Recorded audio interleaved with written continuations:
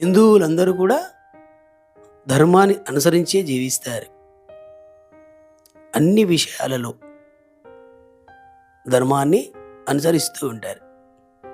ఉదాహరణకు హిందూ ధర్మం గురించి ఒక చక్కటి ఉదాహరణ చెప్పాలి, ఉపమానం చెప్పాలి అంటే ఉదాహరణకు ఇప్పుడు ఒక టవల్ ఉందనుకో.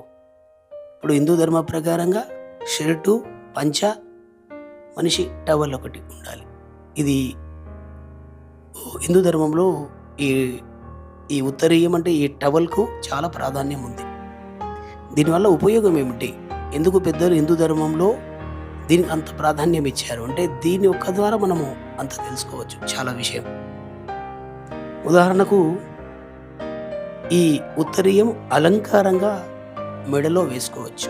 చాలా అలంకారంగా. ఇప్పుడు ఉంది కదా ఈ టవల్. ఇది ఎంత అలంకారంగా ఉంది. మనిషికి అలంకారమైనటువంటి శోభనిస్తుంది టవల్. అలాగనే స్నానం చేసుకునేటప్పుడు ఈ టవల్ కట్టుకొని స్నానం చేసిన తర్వాత తుడుచుకోవచ్చు లేదా బట్టలు మార్చుకోవచ్చు. అలాగనే ఎప్పుడైనా మనం ఎక్కడన్నా వెళ్ళినప్పుడు మొహం కడుక్కుంటూ ఉంటాం.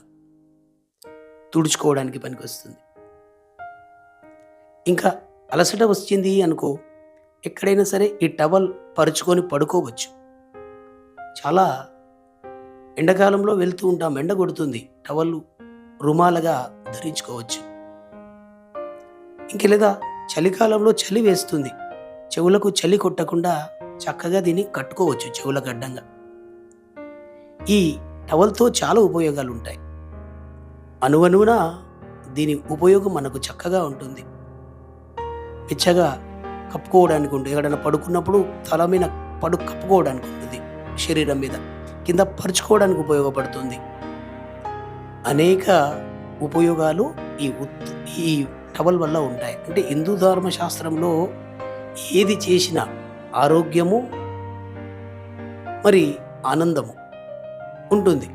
అన్ని ఆరోగ్యమైనటువంటి ఉపాయాలను మనకు ఈ టవల్ వల్ల ఉపయోగాలు ఉంటాయి. హిందూ ధర్మశాస్త్రంలో ఏ కార్యక్రమము చూసినా అది మానవులకు ఆరోగ్యదాయకంగా ఉంటుంది. ఆధ్యాత్మికంగా ఉంటుంది, ఆరోగ్యదాయకంగా ఉంటుంది.